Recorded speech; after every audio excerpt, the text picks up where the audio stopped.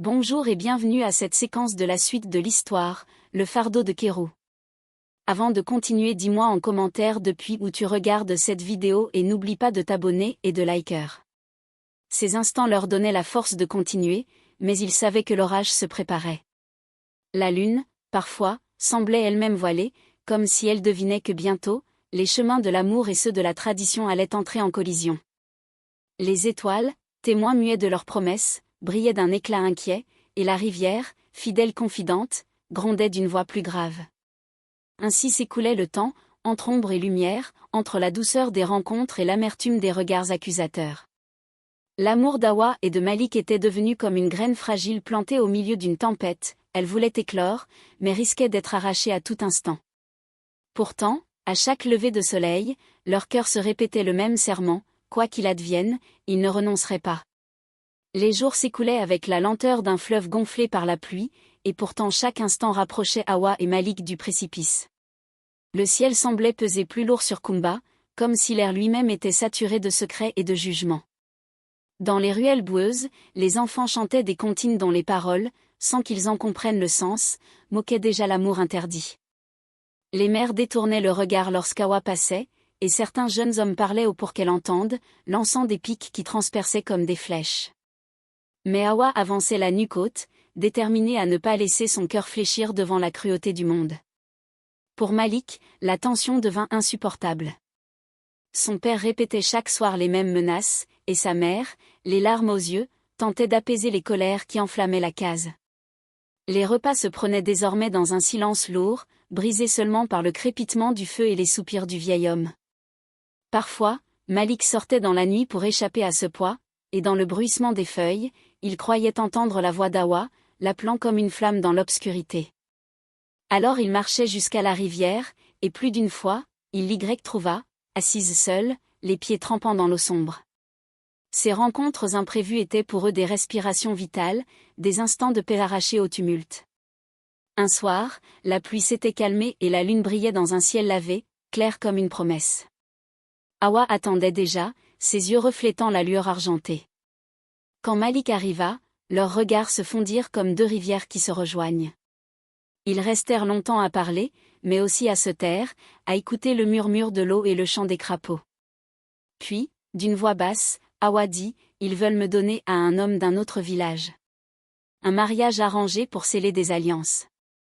Ces mots tombèrent comme des pierres dans le cœur de Malik. Il sentit une colère sourde l'envahir, mais il garda sa voix calme. « Personne n'a le droit de choisir à ta place. Tu es mienne comme je suis tien. Même si je dois défier les anciens, je le ferai. » Awa posa alors sa main sur la sienne, et dans ce simple geste se trouvait toute la force de leur serment. Elle répondit, « Alors, que les ancêtres nous jugent, car je ne renoncerai pas. » Leurs mains serrées devinrent comme un pacte que ni la pluie ni le tonnerre ne pourraient briser. Mais le destin, invisible et implacable, avançait déjà ses pions. Le conseil des anciens fut convoqué. Dans une case vaste où brûlait un feu lent, les vieillards s'assirent en cercle, leurs visages graves éclairés par la danse des flammes. Le silence qui régnait là était plus pesant que 1000 cris. Chacun savait que la décision prise ce soir changerait le cours de plusieurs vies. Des paroles s'échangèrent, basses mais fermes. On parla de l'honneur des familles, de la nécessité de préserver l'ordre, du danger d'un amour qui défiait les traditions. Et à la fin, le verdict fut prononcé, Awa serait promise à l'homme choisi, et Malik devait s'éloigner. La nouvelle se répandit dès l'aube, et quand elle parvint aux oreilles d'Awa, son monde s'effondra. Elle s'enferma dans la case, refusant de manger, refusant même de parler. Sa mère, inquiète, tentait de la réconforter, mais les larmes coulaient en silence sur le visage de la jeune fille. Malik, lui, reçut l'annonce comme un coup de foudre. Il marcha longtemps, errant dans les champs détrempés, les vêtements collés à sa peau, incapable de contenir la tempête qui grondait en lui. Le soir, pourtant, ils se retrouvèrent encore, comme guidés par une force plus grande qu'eux. Sous le ciel couvert, ils se jetèrent dans les bras l'un de l'autre, brisant toutes les barrières. « Ils peuvent décider de nos corps, » murmura Awa, « mais ils n'auront jamais nos âmes. » Malik répondit avec la force du désespoir, « Alors jurons-le une fois encore, rien ne nous séparera. » Et sous cette nuit pesante, leurs cœurs battirent à l'unisson, défiant l'univers entier. Ainsi s'achevait ce chapitre de leur histoire, deux cœurs enfermés dans l'étau des traditions, mais liés par une flamme qui, loin de s'éteindre, brûlait plus fort à mesure que l'orage approchait. Le village, tel un tambour comptant trop, vibrait d'une tension qui ne pouvait que se rompre bientôt. Et au-dessus d'eux, le ciel lourd semblait retenir son souffle, annonçant des jours où l'amour et le destin s'affronteraient face à face. Les jours suivants se levèrent comme des matinées d'orage où le soleil peine à chasser les ombres. Kumba tout entier semblait attendre un dénouement, comme une foule immobile avant le premier battement de tam-tam. Awa marchait dans le village, droite, mais ses pas résonnaient dans un silence pesant. Les femmes cessaient de bavarder quand elle approchait, et les hommes feignaient de détourner le regard, mais leurs murmures suivaient son dos comme des épines invisibles. Elle sentait leur jugement se refermer sur elle comme les lianes d'une forêt, mais rien en elle ne fléchissait. Malik, de son côté, vivait dans une fièvre constante. Le travail dans les champs, autrefois apaisant, lui semblait désormais un fardeau inutile. Il frappait la terre avec Sao comme s'il voulait y enfouir sa colère. La sueur qui ruisselait de son front ne calmait pas l'incendie de son cœur. Son père le surveillait de loin, ses yeux durs comme des pierres, et Malik sentait ce poids sur ses épaules à chaque geste. Pourtant, il savait qu'aucune parole, aucune menace, ne pourrait l'éloigner d'Awa. Un soir, après une journée accablante, Awa fut appelée dans la case des anciens. La pièce était sombre, éclairée par une torche plantée dans le sol. Les vieillards étaient assis en cercle, leurs regards fixes semblables à ceux de statues millénaires. L'un d'eux, la voix grave, lui dit « Fille, ton devoir est de protéger l'honneur de ta famille.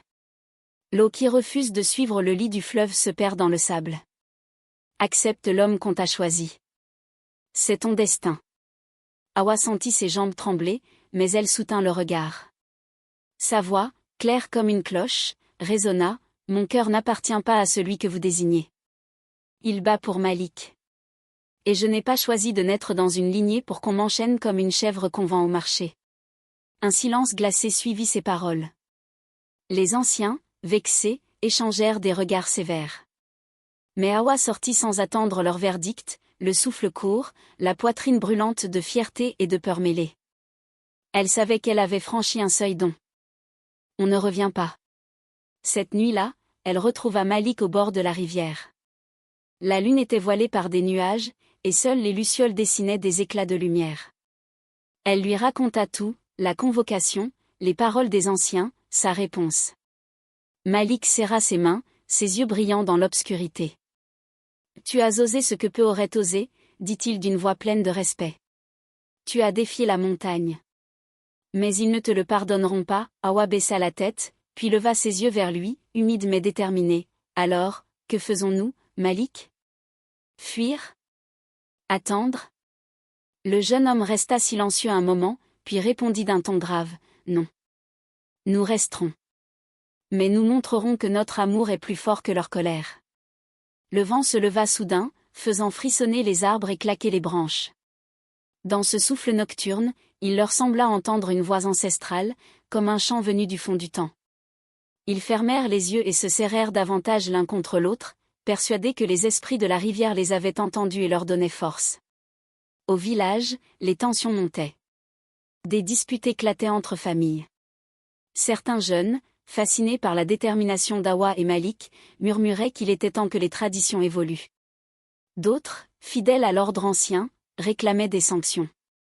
On commença à craindre que l'histoire des deux amoureux ne devienne un feu capable d'embraser tout Kumba. Un matin, Malik se retrouva face à l'homme auquel Awa devait être promise. C'était un étranger venu d'un village voisin, robuste, le regard fier, accompagné de ses frères.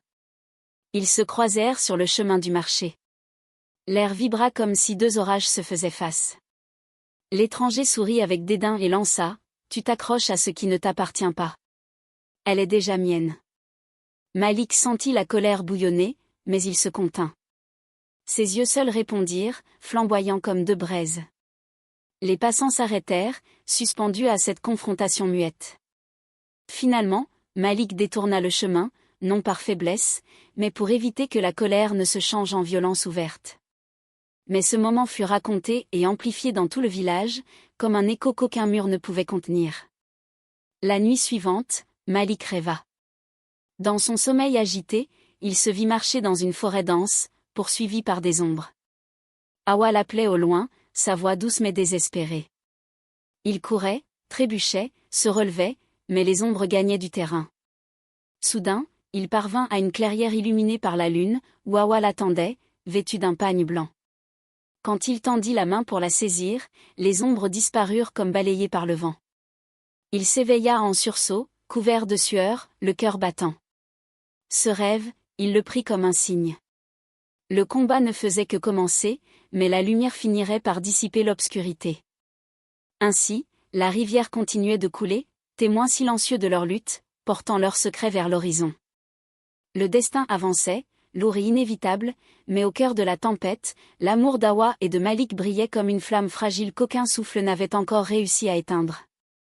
Les jours s'allongèrent comme des fils tendus au bord de la rupture. Le village de Kumba n'était plus ce havre paisible où chaque saison suivait l'autre dans une ronde immuable.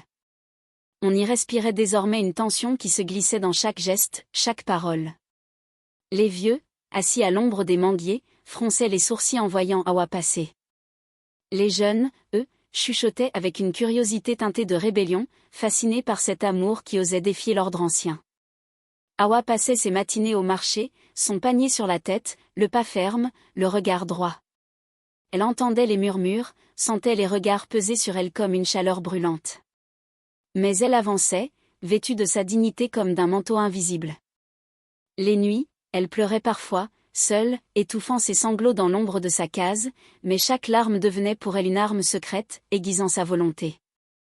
Malik, lui, continuait de travailler dans les champs, mais ses pensées ne le quittaient jamais. Chaque coup de houe était une révolte muette, chaque goutte de sueur tombait sur la terre un cri silencieux. Le soir, il cherchait toujours à rejoindre Hawa, comme un fleuve qui ne peut s'empêcher de courir vers l'océan. Leur rencontre, cachée au bord de la rivière, devenait leur seul souffle, leur seule respiration. C'était là qu'ils pouvaient redevenir eux-mêmes, loin des regards et des chaînes invisibles. Un soir, alors que la lune était pleine et que son éclat blanchissait la surface de l'eau, Hawa arriva avec des yeux rougis par les larmes. Elle se jeta dans les bras de Malik et lui dit, d'une voix tremblante, « Ils veulent fixer la date de mon mariage. Ils disent que dans 3 lunes, je serai donnée. » Les mots résonnèrent dans la poitrine de Malik comme un coup de tonnerre. Il serra Hawa contre lui, si fort qu'il eut peur de la briser. Puis, avec une rage contenue, il répondit, « 3 lunes ? Qu'ils croient ce qu'ils veulent. 3 lunes, c'est assez de temps pour que nous écrivions notre propre destin. » Ils restèrent longtemps enlacés, leurs souffles mêlés, leurs cœurs battant comme des tambours de guerre. La rivière, témoin muette, coulait avec plus de force, comme si elle voulait porter leur serment jusqu'aux ancêtres. Dans les jours qui suivirent, le conflit éclata au grand jour. Le père de Malik le convoqua, d'une voix pleine de fureur, lui ordonna d'oublier Hawa. « Tu es mon fils, dit-il, et ton sang n'est pas fait pour être mélangé à celui de ses ancêtres. » Malik répondit calmement, mais avec une fermeté qui surprit même son père, « Mon sang ne m'appartient pas, il coule pour mon cœur. Et mon cœur bat pour elle. » Le vieil homme, hors de lui, leva la main pour le frapper, mais s'arrêta en voyant la détermination dans les yeux de son fils. Jamais encore il ne l'avait vu aussi inébranlable. Du côté d'Hawa, la tension était tout aussi forte. Sa mère, partagée entre l'amour pour sa fille et la crainte de la honte publique, passait ses journées à la supplier d'accepter le mariage. Mais Hawa, chaque fois, secouait la tête et répétait, « Maman, mon bonheur ne se troque pas contre l'honneur des hommes. » Sa voix, douce mais inflexible, finissait toujours par réduire sa mère au silence. Pourtant, l'ombre du désespoir grandissait dans la case. Une nuit, alors que le vent faisait gémir les branches et que les chiens aboyaient dans le lointain, Malik et Hawa se retrouvèrent encore. Ils parlèrent longtemps, non plus seulement de leur amour, mais de l'avenir. « S'ils veulent nous séparer, dit Malik, alors nous devons décider à notre place. Quittons Kumba, allons là où nos noms ne pèsent pas comme des chaînes. » Hawa hésita. Son regard se perdit dans l'eau sombre de la rivière. Quitter le village, quitter nos familles, c'est comme arracher une racine à la terre. Serons-nous assez forts pour survivre loin d'ici? Malik prit sa main et la porta à ses lèvres. Je n'ai besoin que de toi. Si tu es avec moi, je serai fort. Ces paroles allumèrent dans le cœur d'Awa une lueur nouvelle. L'idée de fuir la terrifiait, mais l'amour qui l'animait était plus puissant que toutes les peurs. Elle acquiesça d'un signe de tête, et ce simple geste devint un nouveau serment. Pendant ce temps, le village bruissait comme une ruche enfiévrée. Chacun y allait de son opinion, les disputes éclataient, des familles se divisaient. Certains anciens craignaient que l'obstination des deux jeunes ne mette en péril l'équilibre du clan. D'autres voyaient dans leur amour une provocation dangereuse contre les ancêtres. La tension était telle qu'on en venait à craindre qu'un malheur ne s'abatte bientôt sur Kumba. Et, comme pour répondre à ces craintes, un orage éclata un soir, d'une violence rare. Le ciel s'ouvrit, la pluie s'abattit en torrent, la foudre zébra la nuit comme des lances enflammées. Les villageois, terrés dans leurs cases, murmuraient que les esprits se mettaient en colère. Mais pour Awa et Malik, abrités sous un grand fromager au bord de la rivière, cet orage n'était qu'un écho de la tempête qui grondait en eux. Ils se serrèrent, trempés, transis, mais plus unis que jamais. « Regarde, dit Awa dans un souffle, même le ciel nous met à l'épreuve. » Malik répondit, la voix ferme, alors passons cette épreuve ensemble. Ainsi s'achevait ce chapitre de leur lutte, sous les éclats d'un ciel furieux et les grondements d'une terre tremblante. Dans la nuit d'orage, deux silhouettes enlacées persistaient, fragiles mais indestructibles, comme une flamme que ni la pluie ni le tonnerre ne pouvaient éteindre. Ainsi s'acheva l'histoire d'Awa et de Malik, deux âmes qui avaient osé défier le poids des coutumes pour écouter la voix de leur cœur. Leur amour, fragile comme une flamme dans le vent, avait illuminé tout un village, révélant à chacun que les traditions ne doivent pas être des chaînes, mais des racines qui laissent encore pousser l'arbre vers le ciel. Et Kumba comprit alors que l'honneur véritable ne se mesure pas au respect aveugle des anciens, mais à la force d'aimer sans peur, car là où l'amour est sincère, il devient la seule vérité capable de survivre au temps. Un enfant peut croire que les conseils des parents et des anciens sont des chaînes qui limitent sa liberté. Mais en vérité, ces conseils sont des racines invisibles, ils soutiennent l'arbre de la vie et lui permettent de grandir droit malgré les vents contraires. Kero a appris, à travers ses erreurs et ses épreuves, que l'humilité et l'écoute ne diminuent pas l'homme, mais l'élèvent. Respecter ses parents, honorer les anciens, c'est honorer la mémoire de ceux qui ont tracé le chemin avant nous. Et quand vient notre tour, transmettre à ceux qui suivent est le plus grand héritage que nous puissions offrir. Ainsi, la sagesse n'est pas un poids à porter, mais une lumière à partager. Celui qui la respecte et la transmet assure non seulement son propre avenir, mais aussi celui de toute sa communauté. Chers abonnés, l'histoire de Kero et de son chemin vers la sagesse vous a-t-elle touché? Laissez un j'aime, partagez vos réflexions en commentaire, abonnez-vous et activez la cloche pour ne rater aucune de nos histoires inspirantes.